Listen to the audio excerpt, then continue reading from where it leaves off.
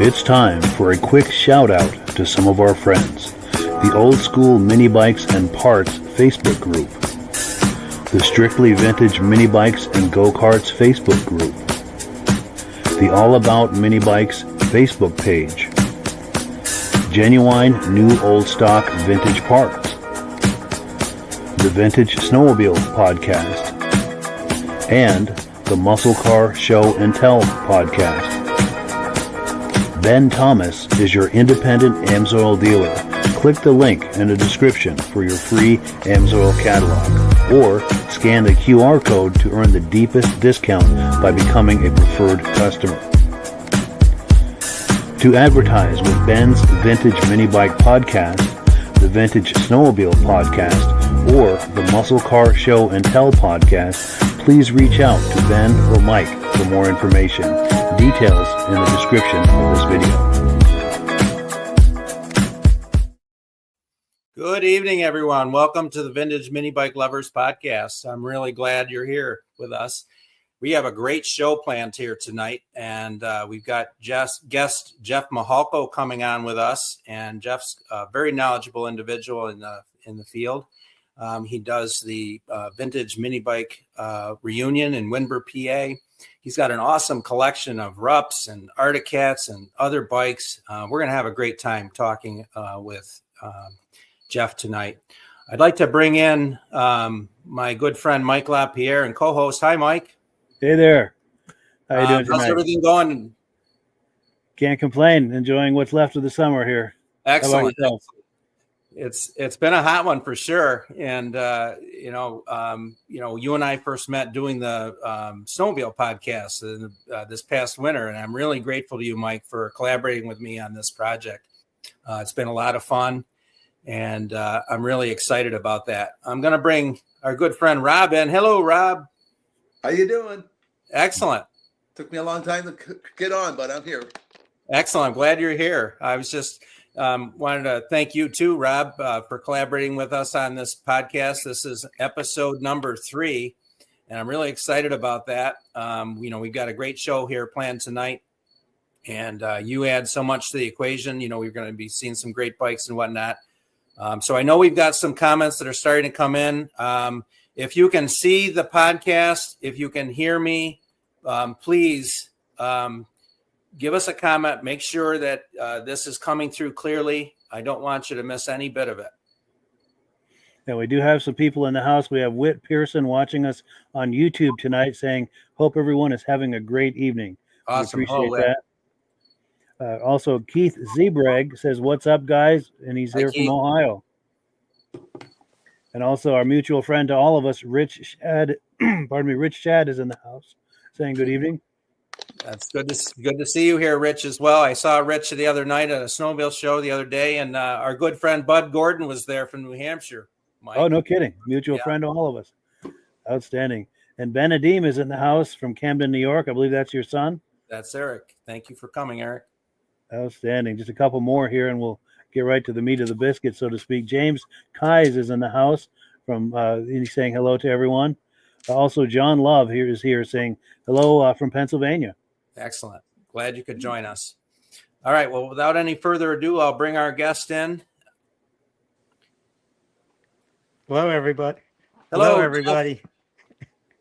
Thank you for joining us. You're welcome. I'm glad to be here. See some friends are online already, watching us. So hopefully we have a good day here. Awesome. You have been in this hobby for a long, long time. And we were talking a little bit ago about what got you started riding with some of your friends. So maybe tell the viewers really how you got started in mini bikes way back when. Well, that's a long story. I was probably five years old.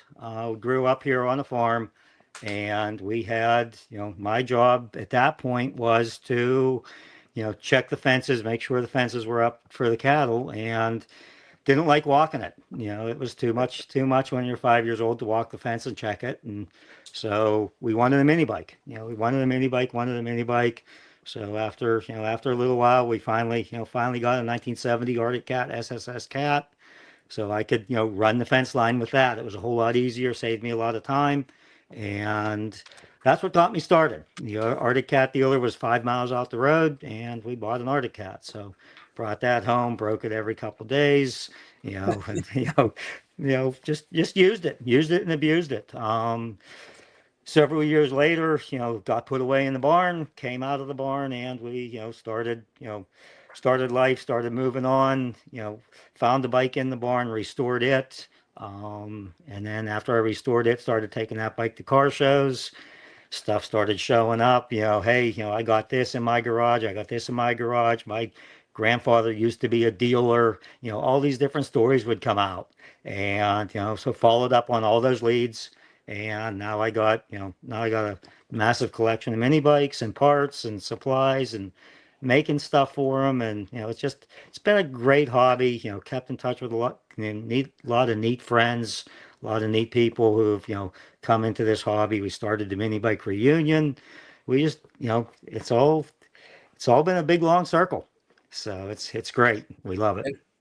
You're absolutely correct about the hobby. And, that's the vintage collectibles, whether we're talking about cars, snowmobiles, tractors, trucks, we're talking about people with the same interests, when you find out in these hobbies that we're not all that different after all. And that's what's so nice about it. It brings people together. We need more of that. So I'm really glad that, you agree just opening up your property for the reunion, we'll talk a little bit more about that down in the show when we get to that point. But that's really very generous of you and your family to really do that and really to help support the hobby. And I know I've not been able to get there myself to your place, but I know so many people that do, and it's got such a great vibe. Everyone really looks forward to it. And you have had people coming there for years now, right? Past season was 24th year.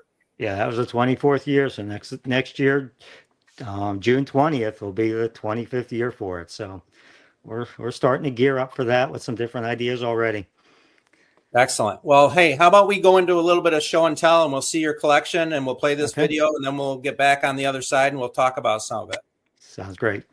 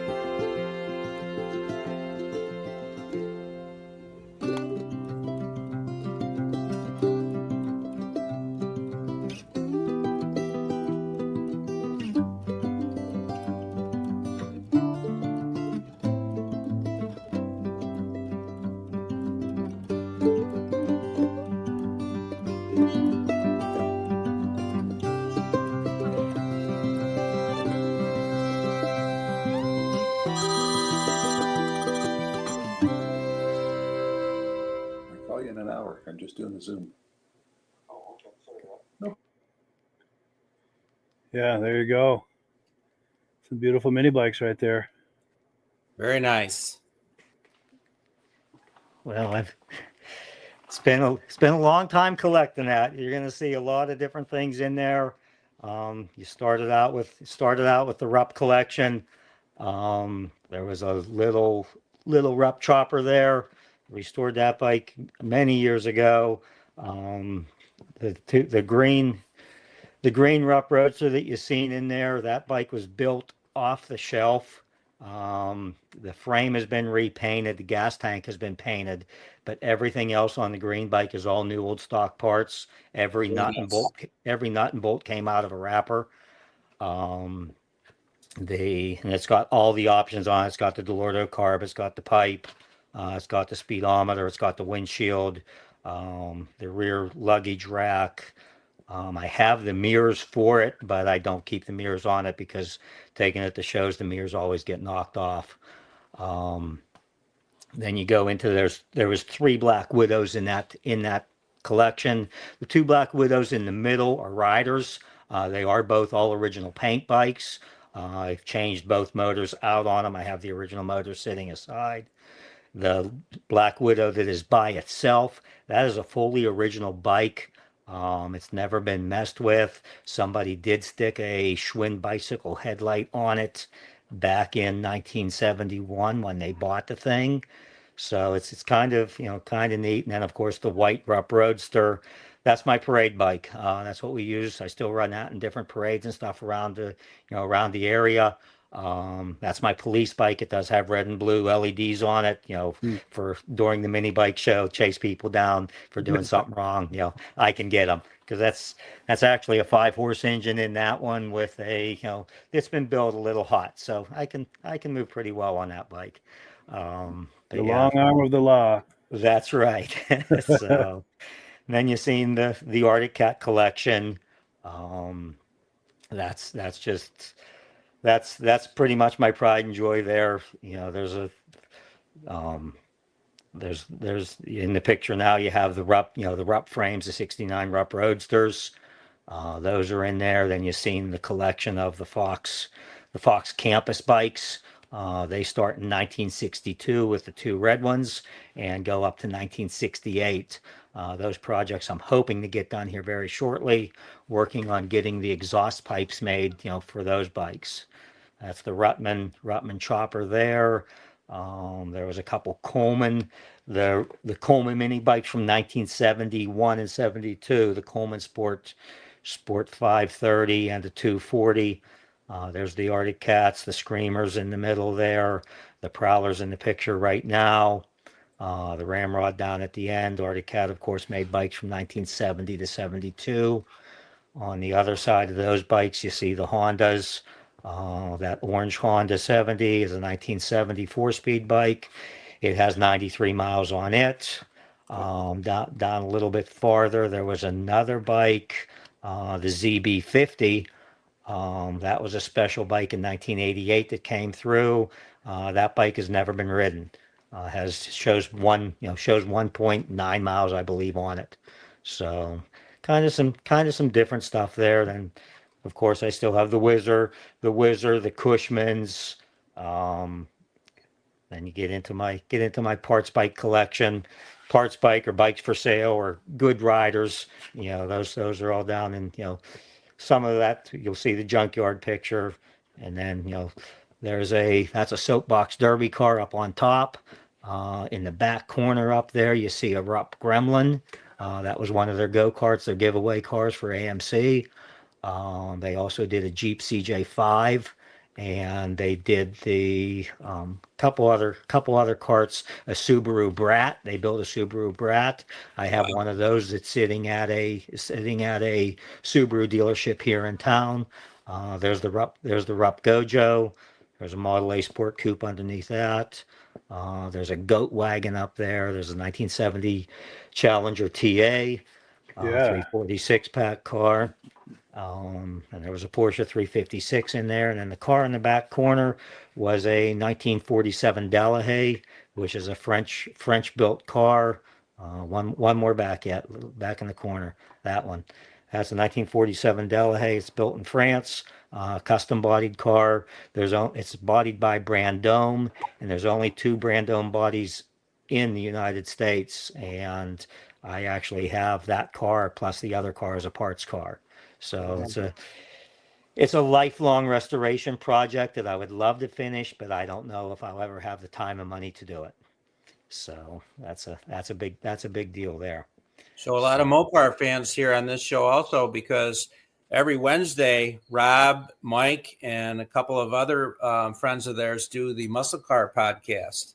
Okay. So we'll have to get you on that show. So that's every Wednesday night on these same channels. If you out there in viewership or are interested in muscle cars, every Wednesday. Well, that would be neat. Yes, please come by and check it out. Be thrilled to do that.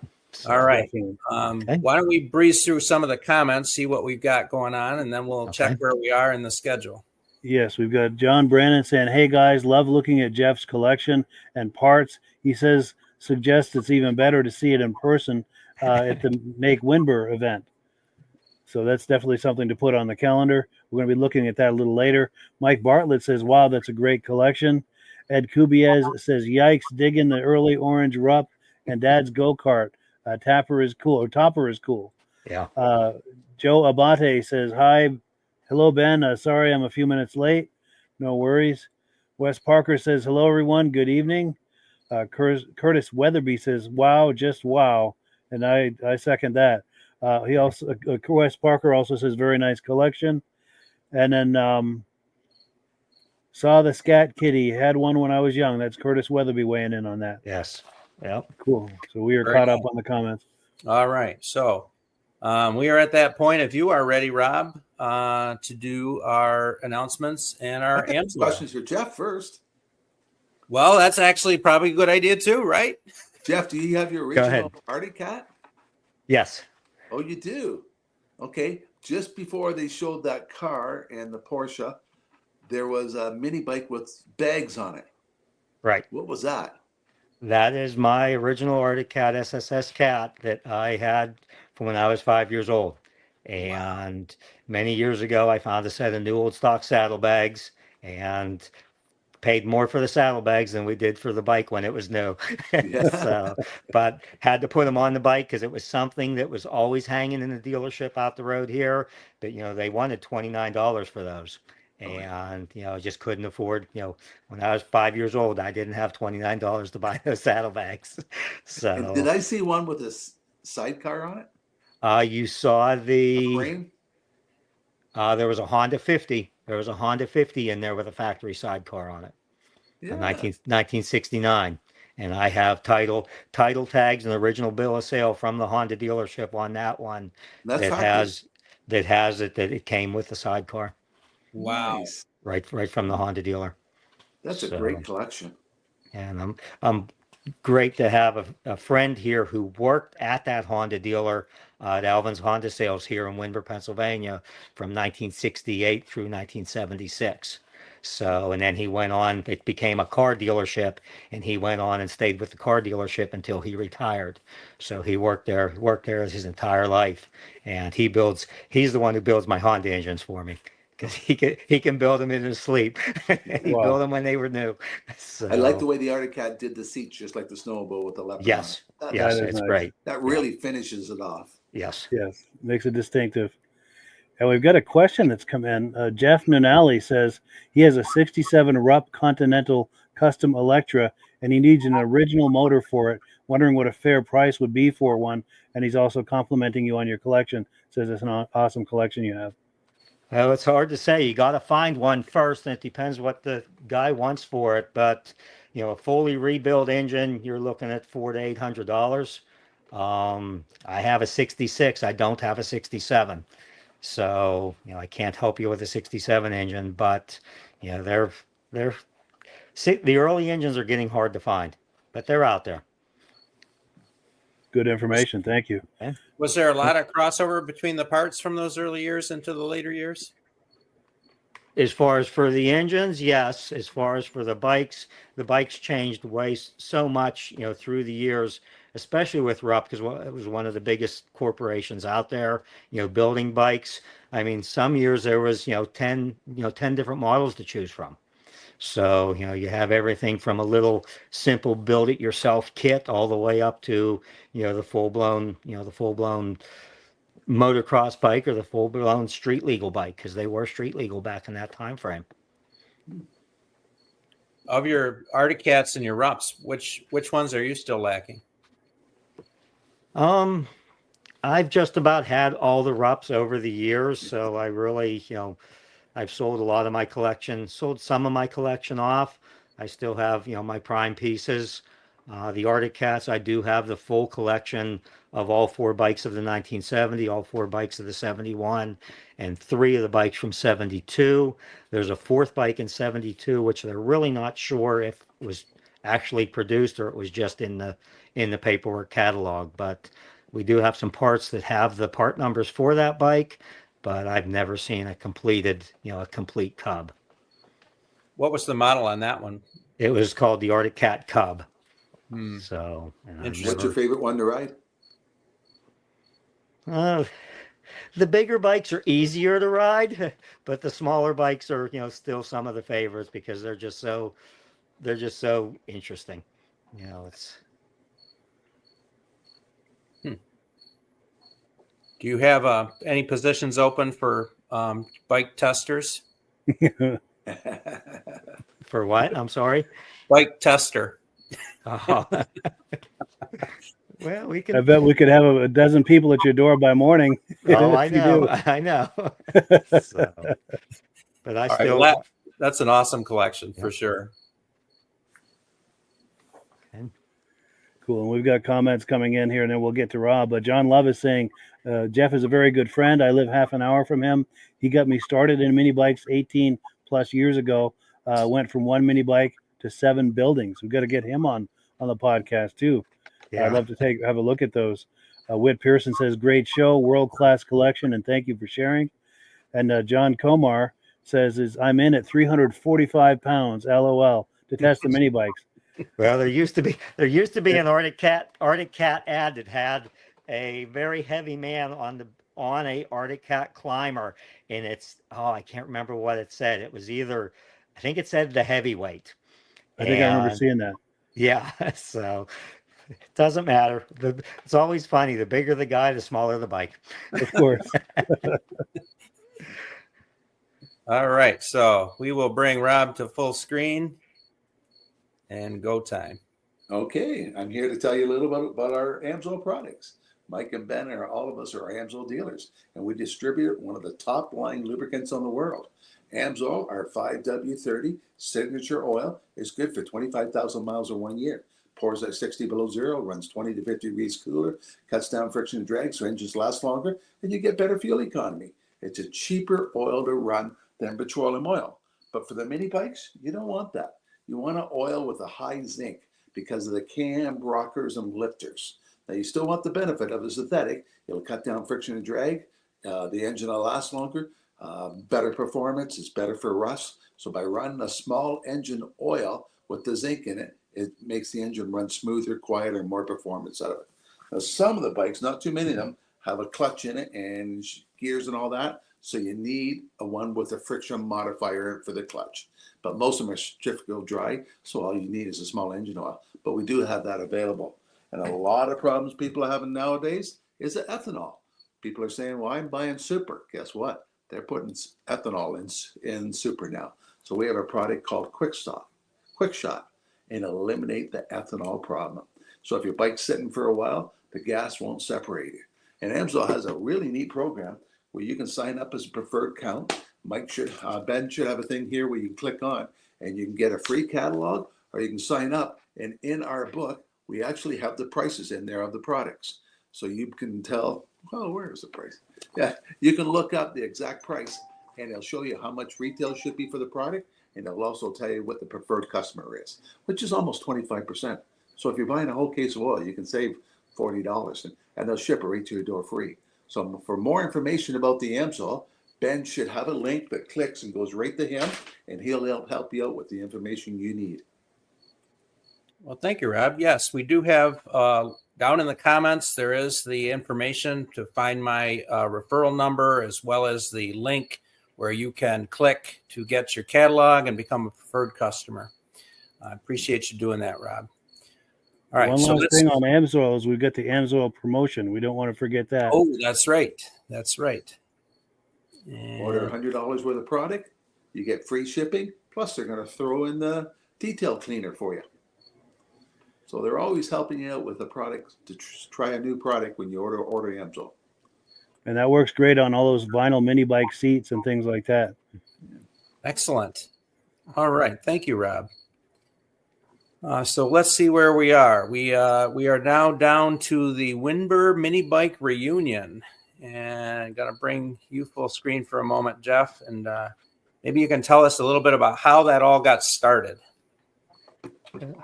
Well, 25 years ago, I used to do all the antique car shows. So we were at Carlisle one year, and there was a couple guys standing around talking about the mini bikes, with me, and they said we ought to have a show for ourselves. We have all these antique car shows out there. I was like, well, I said, let's do it. Let's do this. And I said, we'll host it at my place. I have the property to do it. I have a couple buildings that we can utilize. And I said, let's do it. So the first year we had 9 people. 9 people came from, one guy came in from New Jersey, a guy came up from Maryland. There was a couple guys from Pittsburgh area and from Carlisle area. So we had nine guys there in total.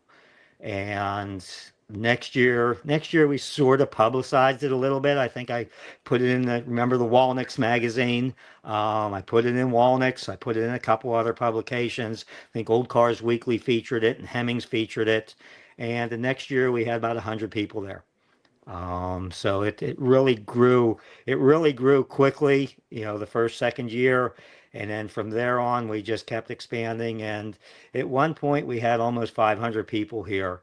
And it was almost too much for us to handle. It's my wife Dawn helps me out, my son Nathan, my daughter Sarah, her husband Matt. My mom and dad always helped, of course. But it was 500 people was a lot. I do have 50 acres here. We have about 22 acres that we, put all the campers and stuff on. I have 3 miles of trails cut up through the fields. We used to do a parade in the past, which unfortunately insurance purposes don't let us do the parade. But we have a flea market here. I have stuff available for sale. I see Jim Keiss was on there a little while ago, saying hello. He has come out and vended here. There's a couple other individuals who come out and vend, and it's just a great. It started out basically as a kids event. Is what I wanted. Get the kids involved. Have them restore a mini bike and get it, put it in the show. Mom and dad can help. Big brother can help. Make sure it's safe and secure. But I want the kid, I don't care if they're 5 years old or 10 years old, I want the kids to paint it. I want the kids to put it together. I want the kids to know everything. I had one boy, he did a PowerPoint presentation. He ended up putting that in. He was featured at one of the Hershey AACA national meetings to, put his display up there. I have another boy who used to come to the mini bike show. He's now building IndyCar race engines. Started out with Tecumseh, and now he's doing IndyCar stuff. I got another boy, he's a chef on a cruise ship. Got girls building bikes. I have one girl who she's one of the top mechanics of one of the Japanese bike dealers down in West Virginia. The kids is my focus. Get them started with the bikes. They can move forward onto cars, onto other things, and be in these hobbies that unfortunately are getting older and older people involved. But get the kids involved. We have a future. But the mini bike show, it's just something we love to do. This year we had a whole different theme going on. My son and daughter, we've had this property since the mid 1930s. It was my grandparents' farm, my son-in-law and daughter have decided to bring the farm back. So this year, our theme for the mini bike show is the rodeo. So we play games with the kids, and when I say kids, they're anywhere from 3 years old to 80 years old. So, Nice. so we had a roping contest. You had to ride your mini bike and then get off your mini bike and then rope the steer. We did the barrel races. So and then we had a cow pie toss. So yeah, we had a little bit of fun, but check out the video that's here online. You can go on YouTube and watch some other videos from the past.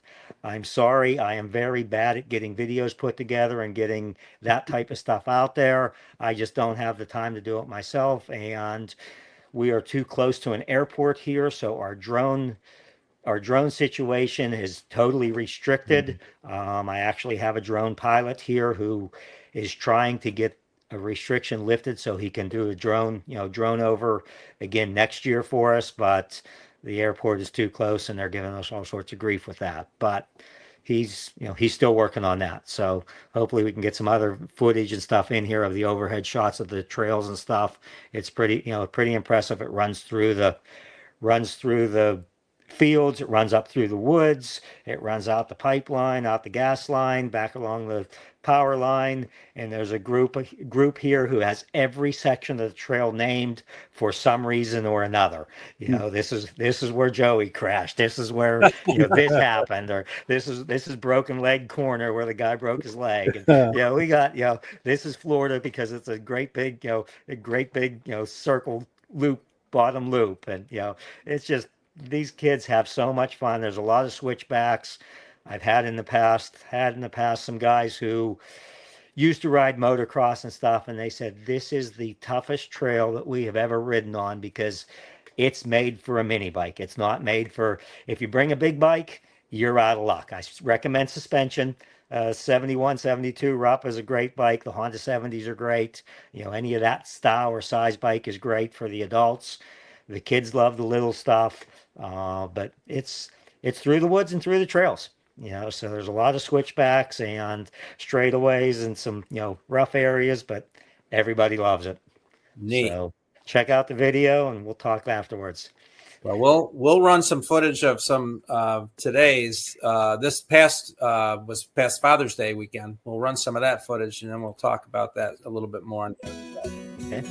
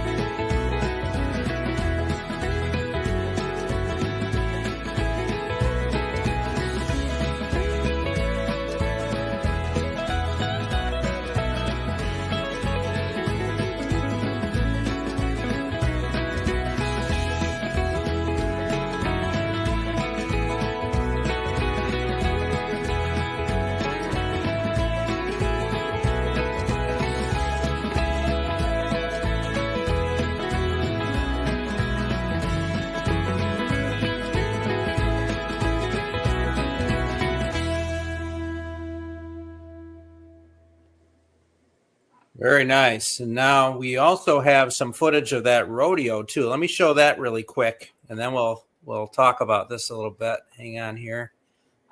Okay.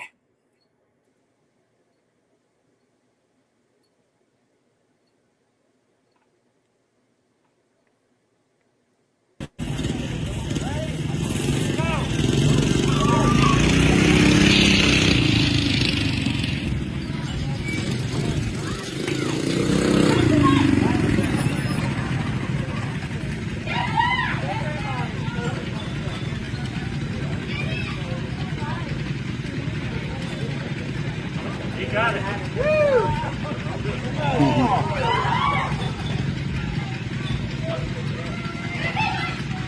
Come on, Bob, you got it.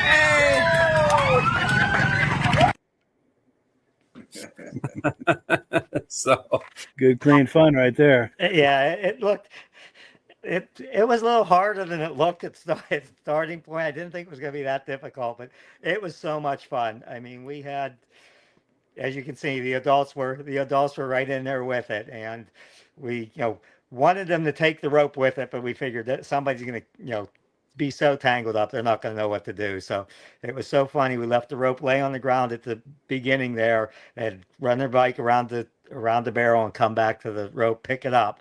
And I told them all right at the beginning, grab the rope by the knot. Grab the rope by the knot. That way you can, turn it and you can throw it. Well, they would pick the rope up by the end, and they'd have just a straight rope in their hand, trying to figure out what to do with it. And it was just a riot. Then of course you seen we had an ice cream social there at the end. That was great. We had a good time for that. We have a banquet dinner Saturday night. This year we had a cow pie toss. So I got these frisbees made, and of course we had to throw the frisbee to a target, and whoever got the closest to the target won. Their prize for that was next year's mini bike reunion was paid for. So it worked out real nice. And then I also gave an award. I gave an award for the person who had the farthest away from the can. Again, that was my first award. I said, "Okay, let's see who has the farthest away." And everybody was like, "You said it was going to be the closest." I was like, "Well, I have a special award for the farthest." So pulled the farthest one away, and I said, "Here's your money back. Pretend you didn't even play." So yeah, so we do have a lot of fun. that's great. And I have as you've seen, I have the pavilion there. I have 4 bathrooms in the pavilion. I have 4 full showers. A full kitchen is in there, so we are able to take care of. We can seat 75 people easily inside the pavilion. We can get 100 in there if we have to, but so we are set up to to handle the people. So it's a great event. And you encourage people to camp. Yes. Everybody, most of the people come in, bring a camper, and park it there for the weekend. And it's just a great, they're there for the whole time. Normally in the evening, weather was trying not to cooperate with us, but we normally do a Congo line, every year. So I get started, drive around the aisles of people and say, "Get your bike, get on, let's ride the trail." And I think at one point we had 70 or 75 bikes in a line running the trails together. So, Nice. And then the thunder and lightning was out in the distance. We could watch it coming, and till we got done off the trail, it was, starting to rain. So everybody scrambled back to their, campsite. So, and then of course we have a bonfire at night, and it just has a lot of fun. Yeah, I see Karen had a notation there. Greatest show on earth. Thanks, Karen. So, but yeah, it's a lot of people come and then they come back. I mean, we've had people come from California.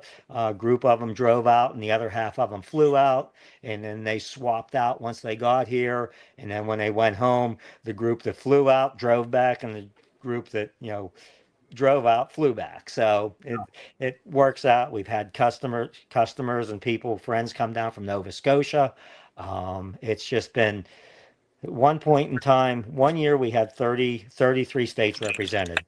Wow. So it's a big event. It's a big event, and it's probably the biggest mini bike event that's out there, featuring the vintage mini bikes. And Excellent. that's what we're Can really. Can you give us the date, location, all those gory details real quick? It'll be Father's Day weekend next year, which will be June, I believe it's 18th through the 21st or 18th through the 20th. It's here in Windber, Pennsylvania, and you can contact myself, send me an email, whatever, and I can get that information out. So yeah, Randy comes 500 miles from Massachusetts, so there's a lot of devoted people who come to this, and Everybody, and they don't bring one bike. That's the funnest part of it. They bring a trailer full of 10 to 15, 20 bikes. So when one breaks down, they can get right on the other. But we have the means here to fix whatever they need fixed. So there's mechanics here and people here to help fix whatever's needed. So it's great. That's really cool. Anything like this in Canada, Rob? Not that I heard of. Even when you talked about doing the show, I'm thinking, well, mini bikes aren't that popular. But once you mention it, the next car show, there was a pickup truck with a mini bike in the back. Yes. And this weekend, I did an antique tractor and snowmobile show, and there were 6 mini bikes there. Yeah. So once you mention it, I start looking around. There is a lot of people up here that's starting to redo them. Yes, there are. It's a growing trend to have that crossover at the other shows for sure. Yeah. Yes. Definitely.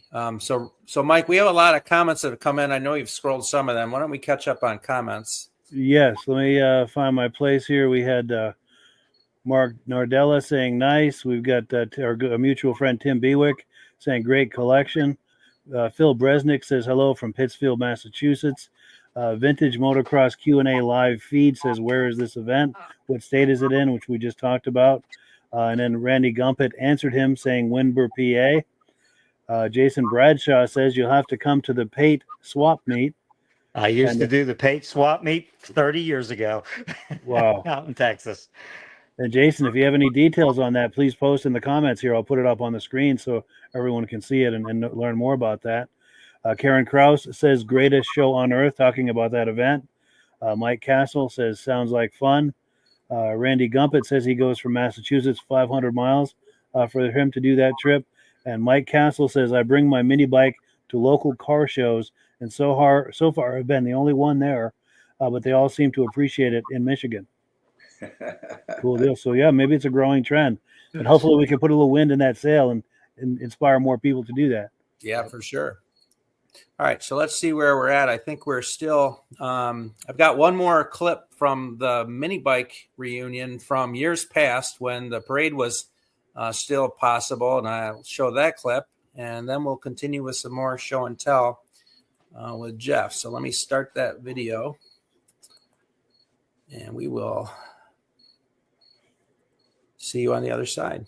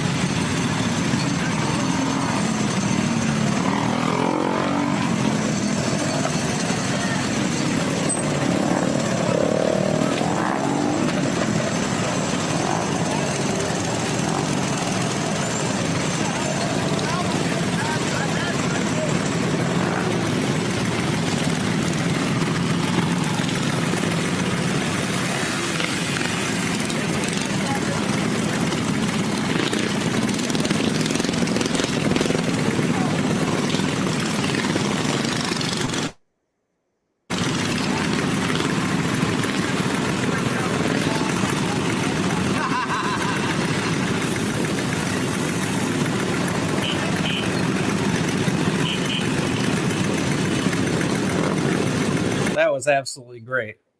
Yeah, that I believe was from 2017, and we had over 170 bikes in that parade. Needless to say, we tied up the town for quite a while. They have their own parade. What we used to do, we used to go down into town, set up in front of on the main street. They had food vendors and stuff down there. We'd go down, spend a couple hours with the bikes on display on the street, and then when the parade was actually coming through, we would get on our bikes and get out of town. And a lot of times we took a side trip. So we were on the main roads. One year we took a 14-mile ride out to a local body shop friend who was a big NASCAR collector. And another year we went out to another guy who had vintage gas pumps, memorabilia, stuff like that, and pinball and arcade games. And I told everybody, whatever you do, don't touch anything. Treat this as a museum, because that's what it is. We get to his parking lot. He said, "Everything's turned on. Come on in and go play." So, that's just the type of people that we deal with, and everything went so well. But we do have a follow-up vehicle, a chase vehicle, to pick up the bikes that break down, and it's always a lot. So. But the parade used to be a lot of fun, but with insurance purposes, we just can't do it anymore. So. Too bad. It was definitely a lot of fun. And as you mentioned earlier, there are a lot of videos online for sure on the Windber Minibike Reunion. So I encourage anyone to check it out. Also, we should plug your Facebook page. You have started a Minibike Reunion page. Right. And we'll make sure that link is down in the description for the future. Yes, there's a link in the description. I put it there myself. Okay, good. Okay. Excellent. Rob, what do you think of that? Can we get that going on in Canada? Great. I lost count after 70, but over 100. Yeah, there's a lot of them. A couple of trikes. Were they the Rupsters? They're everything. There's SOBs. There's all sorts of. Everybody made a trike. There were so many trikes out there, and different four-wheelers also. It gets into everything. We used to have the go-karts come here. There's just not the area to ride them. That's the problem. It looked like one guy had a little trailer he was pulling. Size yes. of a coupe. Yep. Was that factory? I don't know. I don't think so. Oh, no. But. Excellent. Okay. Well, it's the conga line is something I saw on YouTube too. That looked like a lot of fun. Yes. Getting everybody on their bikes at the same time, for sure. Yeah. All right. So we've got some more comments that have come in. Mike, can you catch us up with that, please? Yes. Let's see. This one we did. But we've got Karen Krause paying a nice compliment to us. She says that parade is the coolest thing ever, and I have to agree. Karen's probably participated in that one or more. She got to ride in the parade for many years. Nice. Excellent. So we are now up to some more show and tell, Jeff. Okay. So let me run some more footage. And you had sent me some other images of some content, and we'll start actually with this very cool item here. That's a stock. Those are stock Arctic Cat helmets and some Rupp helmets. That is a Arctic Cat 1971 whisker up on top, and then down below it, inside of the box, is a 1971 whisker. Never been assembled. I have actually the man who put that bike in the box. I have his picture, and he has re-signed all the papers inside of that box. Oh, wow. To designate that thing is 100% original. Wow, that's super cool. Yeah, I found that bike on eBay probably the first year eBay started. I found that bike, so that was about 1988 or 87, somewhere around that time frame. Wow, it was up in Michigan, and the those guy helmets different than Snowmobile helmets. And the guy spelled Arctic Cat wrong. He spelled ARTIC. He missed the one C in Arctic.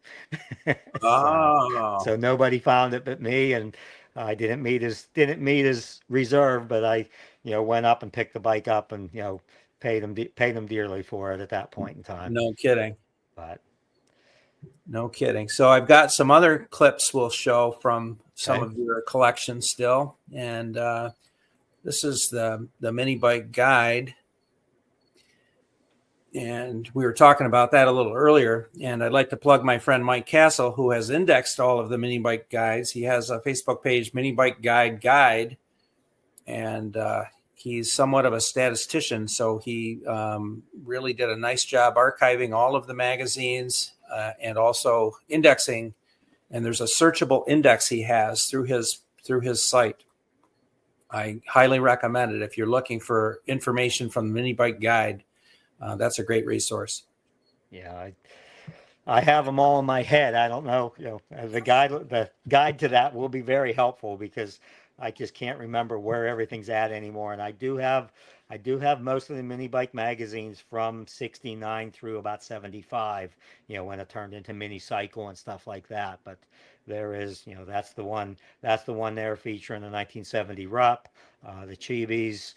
There was that one back in the middle there that had the 31 specifics on. That was a Christmas guide, right in the middle, right?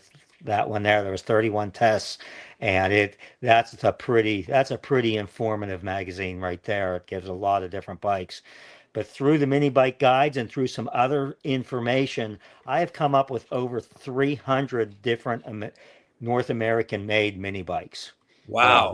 Then you get into the Italian stuff and the Japanese stuff. So there is, that's manufacturers. They may only manufactured for 3 months, but they're still considered a manufacturer out there. So there's a lot of history and a lot of different oddball bikes that you never get to see. Very interesting, and probably an extremely helpful resource in restoration work, I imagine. It is, yes. All right, so we've got another clip of some awesome memorabilia. I have bought out many different Rupp dealers over the past 30, 40 years. The Mini Bike Mania there, that was at the Hershey, Pennsylvania AACA Museum. That's the Christmas stocking that if you bought a Honda 50 or a Honda 70 for Christmas, you could buy the stocking to put it in. That's when the QA 50, the 70, and the 50. That next article right there with the Rupps showing the Centaur and showing the Gojo on it, that is actually wallpaper. I have a full roll of that wallpaper. I'm trying to figure out what to do with it, what room to put it in. Yeah. So that's the sign for to save on your layaway plan. Layaway or up and pay for it for the next couple months. There's some of the different model kits, some of the Rupp jackets, the Arctic Cat jackets, the Rupp poster. Back in I'm gonna say 84, 85, I met Mickey Rupp at one of the antique car shows. I had a bike on display and he came over, we talked. I ended up restoring a Black Widow for him back in the early 80s. And that really, at that point, really didn't know who Mickey Rupp was. I just restored a bike for him, and that was that. But over the years, we did keep in touch, and did some other things, help him find some parts for some of the other guys who helped restore bikes for him. But it was a really neat feature to be able to do a bike for Mickey. So but that's really cool for sure. But I probably have 80 bikes in museums throughout the country that I have done for customers who they've ended up in museums. So I do a lot of personal restoration here, both for myself and for customers' bikes. Are Rupps the most neat. popular mini bike, or did Bombardier ever make one? I'm not sure if Bombardier actually made a mini bike. There was quite a few different Canadian mini bikes that were made. I'm not sure if Motorski was part of the Bombardier line or not, but I know Motorski was Canada. There was a couple other. There was that Aranthracite bike that was an electric bike that was made back in 1971. It used a big car battery on it. But but that was way ahead of its time. Mm. Back in 1970s, they had an electric mini bike. So, Wow. but Just that was yeah, the moto scooter is the only one I can think about, and I'm not positive if Bombardier owned them at that point. Maybe one of our viewers knows, and I've seen through the Facebook pages, I've seen a couple really nice moto right. scooters. They're a really nice bike. And I'm pretty sure it's featured in one of the mini bike magazines, but I can't think which one. Yeah. That'll be a question for our friend Mike Castle. Maybe There Mike you can go. comment Yes. with that. Yes. We have one more clip, but why don't we catch up on comments? I think we have a few more that have come in, and then we'll show that last clip, and then we're Yes. at the top of the hour, so we'll wrap it up here pretty quick after that. Okay. Sure. We've got Ken Crozier saying, hello, Ben. Good to see you this past weekend.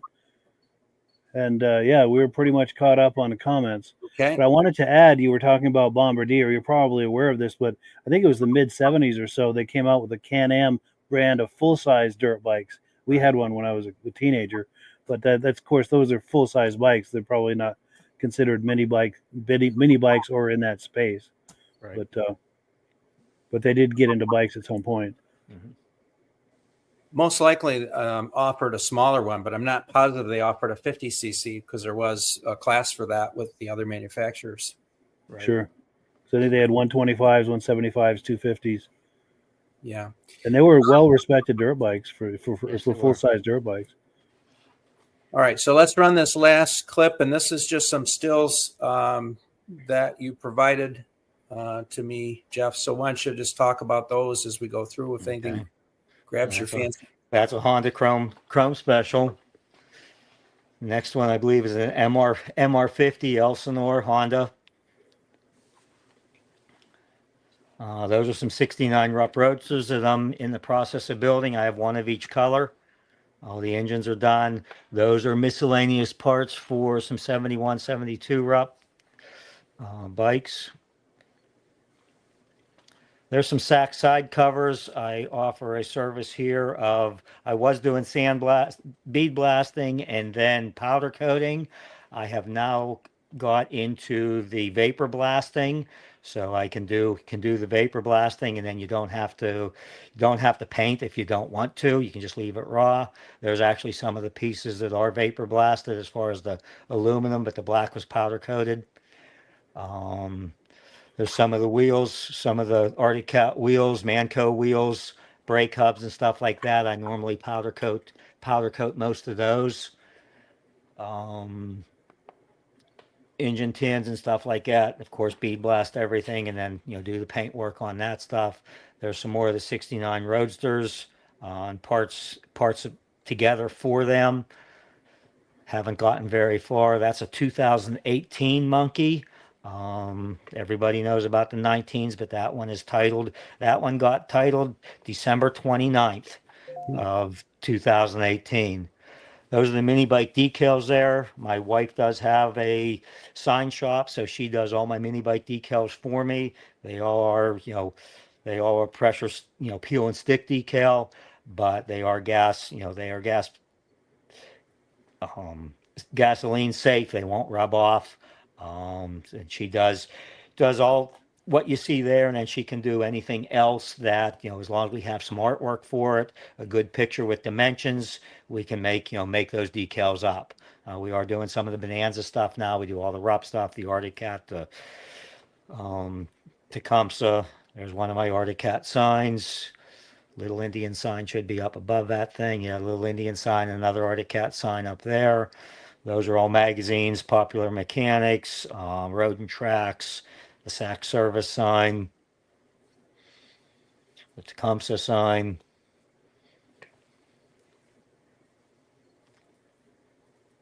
Yeah, that's the famous junkyard. That all is actually stored inside. It only comes out for the mini bike show, then everything gets put back away. So at one point I was up to about 300 bikes in the junkyard, down considerably now to probably about 50 or 60 bikes. It's time to start restocking, but you got to figure, 30, 40 years ago, you could buy these bikes, a complete running bike for $50 to $100. And, but today you can't even buy a parts bike for that. So Yeah. I've, got lucky. I collected them when they were, reasonable. Good investment. This is my full-time business. We deal in antique auto parts from the late 1800s up through the early 1980s. I do clips and fasteners, window channel, weather stripping. Um, we do everything from the, antique top fasteners for the horse and buggies up through, the weather strip kits for the complete weather strip kits for the 60s, 70s, 80s cars. All your weird clips and fasteners, weird trim screws, body bolts, cage nuts. And then we make a lot of our own rubber products. We do all the body mounts, door bumpers, stuff like that. And then that led into mini bike division starting off, and I make some of the different rubber products for the mini bikes, some of the twist grip assemblies, some of the foot peg covers, the Sachs pull start handles, the gas tank mounts, the fork tubes. I just did the Bonanza fork tubes. I know a lot of guys are looking for the Bonanza fork tube covers. I just did the big one that takes the clip to hold it in place. Haven't made the clip yet, but I do have the rubbers at least. Um, and everybody says, how did you find all these mini bikes? Well, that sign right there, my wife made me that sign probably 30 years ago. And that sign goes with me to every car show and to every, bike show that I go to. And I just set that out with my bikes. And everybody who walks by has a story. And they had one of these bikes when they were little, they wanted one, whatever. So it's kind of neat. And one other thing that we were talking about previously is the fiberglass.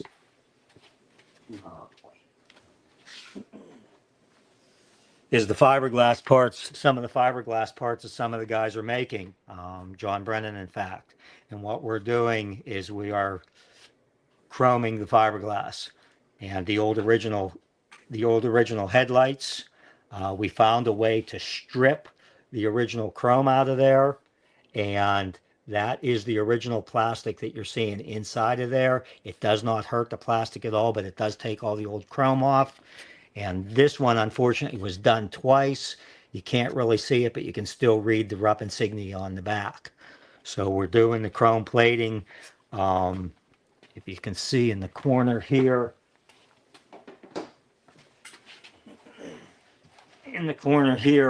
we're able to do the plating in any of these colors. So, we can pretty much customize whatever you're looking for to do something like that. Totally amazing. And then one other thing that we're making is the simple reflectors. Arctic Cat used a reflector that does not match anything that's out there right now. So I have a guy right now molding the plastic reflectors for me in the right dimensions. So I'm able to, being in the automotive industry, I'm able to get a lot of stuff found and made, weird fasteners, weird screws, weird clips, to hold some of these parts together that, just don't exist anymore. That's super cool. So we're trying to keep the hobby going. Yeah, great resource. Yes. So the hobby is going to be alive and well into many years. And you touched on earlier the need to bring youth in, and I couldn't agree with you so much more. I mean, that's really the future, and we need to encourage that. So I'm glad you're doing that. Yeah, my grandson was here earlier. He wanted to be on the podcast, but I wouldn't have got a word in edgewise with him. Yeah. Aaron sounds like a sharp kid. Like he really knows his mini bike stuff. He's learning quickly, and he retains the knowledge. So he's a lot of fun. So, excellent. He loves to ride. So, okay. What did you guys think of that stuff? That chrome on fiberglass. Can you imagine? Wow. Yes. Yeah. It's really nice. It's a Spectrachrome product, so it is a really good process. The guy who does it for me is only 4 miles away from me, so it's, I can, get stuff to him, and he's very quick, very quick with the product. So it's a great service. Nice. For anyone interested in reaching out to Jeff, I'll put his contact information up again, and I believe it's down in the comments anyway. And he obviously has a wealth of knowledge, and I have every reason to believe that if you need something, he will point you in the right direction if he can't help you directly. So definitely reach out. Yeah, we've got a few last-minute comments that have come in. John Brannon says, I love the junkyard bikes that come back to win ribbons. Oh yes. Yeah, Yeah. that's a big deal. In the past, it's a lot of fun. I have all the junkyard bikes out there, and the kid, here it is back to the kids. The kids will be looking at stuff, and they come down with their parents, and the kids will come back down, and I'll talk to the kids and see what they're doing. And most 9 times out of 10, I'll just give the kid the bike and say, here, after I talk to their parents first to make sure it's okay, I just give the kid the bike with the plan that he or she is bringing that bike back next year, finished, that they can ride it. In fact, this year we had a boy who was looking at a bike, and it was a project bike, but it was a running bike several years ago. In fact, we used it to test the Tecumseh Pistons when we had the Tecumseh Pistons made. So the bike was painted, it was presentable, the engine was off of it, torque converter was off of it, and the engine needed some carburetor work done because the engine was sitting for a couple years. So I said, do you think you can get this bike running by the show tomorrow? And he just looked at me funny, and I was like, do you think you can get this bike done for the show tomorrow? He said, why? I said, do you think you can get it done? He's like, yeah, his uncle was there and stuff. And he said, yeah, I think we can get this done. I said, okay, the bike's yours if you can get it done for the show tomorrow. So later that evening, he was riding the bike. So he got it in the show the next day, and it was just a lot of fun. So and he'll remember that his whole life, I'm sure. Exactly. Yep. Keep the kids involved. That's the whole key to it. Yep. So then we've got John Love saying, don't overlook that junkyard. I pulled an Arctic Cat out of there that I ride today. Yeah. Nice. Very cool. Yeah. And then James Kais says, great show tonight. I wonder if he's any relation to the snowmobile racer Deborah Kais. I've heard her name come up quite a bit in the vintage snowmobile circles. Okay. Also, Ed Kubiez says, what prep do you suggest on a fiberglass part prior to sending in a part for chroming? He does all the prep work. He does all the prep work because he is so particular of what he does. He wants it to be perfect before it goes out of here. Sure. Excellent. Well, let's go around and then we'll wrap it up here. So, okay. Closing thoughts. Rob? I've never seen somebody with a collection so big of mini bikes. That's huge. Thank you. Great collection. It's a fun hobby to do, isn't it? It is. They always say mini bikes don't take up much room until you get 100 of them on display. It was nice meeting you, Jeff. Yes, you too. Mike? Yes, this was a whole lot of fun, Jeff. Really nice to meet you, and I look forward to talking to you about coming onto my Muscle Car podcast sometime. Okay, we'll do that. Thank you again. Yeah, definitely. Jeff, closing thoughts? Well, I had a lot of fun. Wasn't sure what to expect out of a podcast. This is really the first podcast I've ever done. My son does them all the time, but I just put me in the garage. I'm a lot better off, but I had a good time. Hope everybody out there enjoyed the podcast, and thank you for having me on. Yeah, thank you so much for joining us. Really, at this point, I'd like to again give kudos to Mike and Rob for supporting me in the podcast. This is really tremendous. Mike is showing me the behind-the-scene ropes, so I apologize for some of the production glitches. My extra thumb got in the way a couple of times, but it's a lot more going on behind the scenes than I ever realized. So I appreciate you greatly, Mike, for showing me these ropes and trying to guide me along in this. I'd also like to plug the other sister channels, if you will, through Mike's Wheels, Keels, and Snowmobiles and the Muscle Car podcast and a few other ones, as well as our Vintage Minibike Lovers page.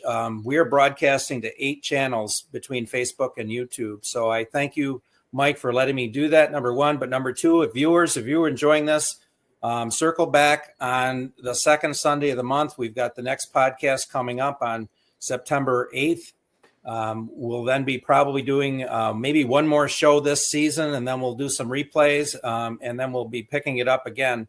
But I really appreciated everybody's active participation today. We had a ton of viewer engagement, and thank you so much for that. I really appreciate it. So with that, we'll close out the show, and I appreciate it so much. Thank you, everybody. Have a great evening. Great show, Ben. Thank you. See you in June.